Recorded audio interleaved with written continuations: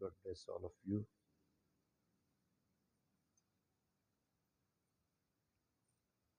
پیارے بچوں، آج ہم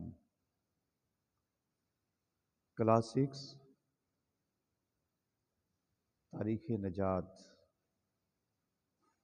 چیپٹر فرسٹ بات کریں گے۔ بائبل مقدس خدا کا کلام بڑا دلچسپ چیپٹر ہے۔ بائبل مقدس خدا کا کلام، بائبل مقدس خدا کا کلام ہے۔ اس کا اصل مصنف خدا ہے۔ اس میں وہ باتیں لکھی ہیں جو خدا نے اپنے مکاشفہ کے ذریعے انسانوں پر ظاہر کی، اور انسانوں نے ان باتوں کو اپنی زبان میں انسانوں کی رہنمائی کے لیے لکھا ہے۔ یہ ان باتوں کی تعلیم دیتی ہے جن سے انسان میں خدا کو جاننے، اسے پیار کرنے اور اس کی خدمت کرنے کی لگن پیدا ہوتی ہے۔ بائبل مقدس 72 کتابوں کا مجموعہ ہے۔ یہ القدوس کی رہنمائی سے لکھی گئی ہیں۔ اسی وجہ سے یہ کتابیں الہامی کہلاتی ہیں۔ بائبل مقدس 2 حصوں پر مشتمل ہے، یعنی عہد عتیق اور عہد جدید۔ بائبل مقدس کا وہ حصہ جو خداوند یسوع مسیح کی آمد سے پہلے لکھا گیا عہد عتیق کہلاتا ہے، جبکہ وہ حصہ جو خداوند یسوع مسیح کے اس دنیا میں آنے کے بعد لکھا گیا عہد جدید کہلاتا ہے۔ خدا نے اپنا کلام قلم بند کرنے کے لیے مختلف زمانوں میں مختلف انسانوں کو استعمال کیا، اور انہوں نے روح القدس کی تحریک سے وہی کچھ لکھا جو خدا نے انہیں لکھنے کو کہا تھا۔ کلام مقدس میں اس امر کی تصدیق ہوتی ہے کہ نبوت کی کوئی بات آدمی کی خواہش سے کبھی نہیں ہوئی، بلکہ آدمی روح القدس کے الہام سے خدا کی طرف سے بولا کرتے تھے۔ دوسرا پطرس اس کا پہلا چیپٹر اس کی 21 آیت میں یہ مرقوم ہے۔ لہذا بائبل مقدس میں جو کچھ لکھا گیا ہے وہ خدا کی طرف سے بیان کیا گیا ہے۔ جن انسانوں کو خدا نے اپنا کلام قلم بند کرنے کو کہا، انہوں نے وہی کچھ لکھا جو خدا نے روح القدس کے الہام سے لکھنے کو کہا تھا۔ انہوں نے اپنی طرف سے کچھ نہیں بیان کیا۔ وہ پاک نوشتوں میں یوں لکھتے ہیں، خداوند خدا فرماتا ہے، رب الافواج فرماتا ہے۔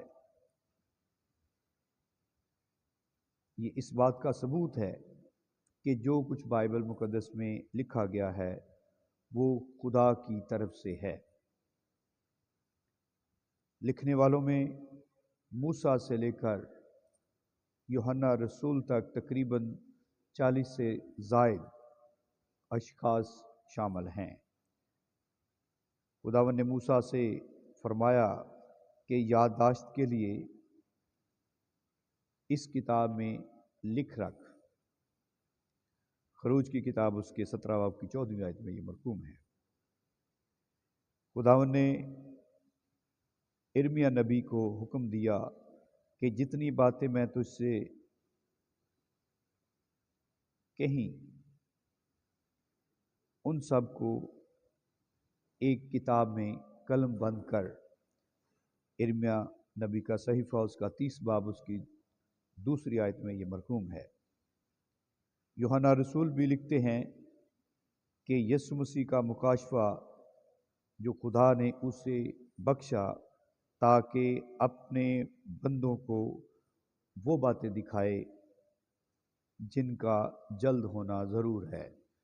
मुकाशफा पहला बाब उसकी पहली आयत में ये मरकूम है। बाइबल मुकद्दस 3 ज़ुबानों इब्रानी, अरामी और यूनानी में लिखी गई है। अहद अतीक की 45 में से 39 किताबें इब्रानी, जबकि बाकी 6 यूनानी ज़बान में लिखी गई हैं, और अहद अतीक के कुछ हिस्से अरामी ज़बान में लिखे गए हैं। मुक़द्दस मत्ती के इंजील के अलावा पूरे का पूरा अहद जदीद यूनानी ज़बान में लिखा गया है, जबकि मुक़द्दस मत्ती की इंजील अरामी ज़बान में लिखी गई है। इब्रानी यहूदियों की कदीम ज़बान थी, जबकि अरामी खुदा यीशु मसीह की मादरी ज़बान थी, जो फ़लस्तीन में सुबह गलील में बोली जाती थी। मुल्क यूनान की ज़ुबान यूनानी थी। खुदा यीशु मसीह के ज़माने में ये बैनुल अक़वामी ज़बान बन चुकी थी। अहद जदीद इस ज़ुबान में लिखा गया था। बाइबल मुक़द्दस का पहला तर्जुमा यूनानी ज़ुबान में हुआ था, जो सिप्तवाजिंट कहलाता है। आज तक दुनिया में 2000 से ज़ायद ज़ुबानों में बाइबल मुक़द्दस का तर्जुमा हो चुका है। उर्दू ज़ुबान में कैथोलिक बाइबल 1958 खेसीन में शाया हुई। छापे खाने की इजाज़त से पहले बाइबल मुक़द्दस हाथ से लिखी जाती थी। इसके नुस्खों को मखतूते कहा जाता था।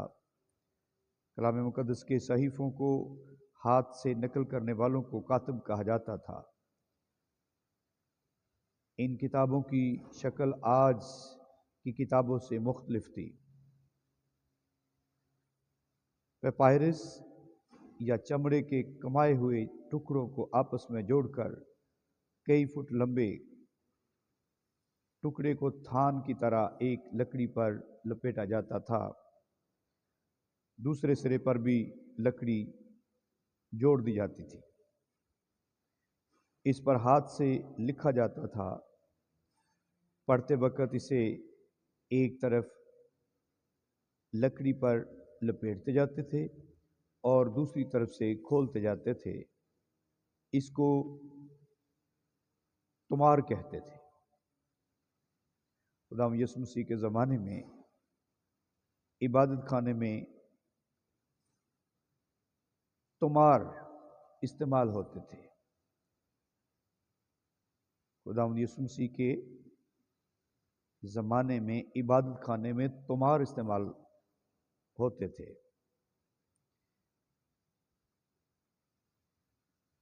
उसे नासरत के इबादत खाने में इशाए नबी का तुमार पढ़ने को दिया गया। ये लूका के इंजील उसके 4 बाब की 17 आयत में मरकूम है। Thank you, God bless you. बाकी इसका हिस्सा अगली वीडियो में देखिएगा। खुदा आप सबको बरकत दे। आमीन।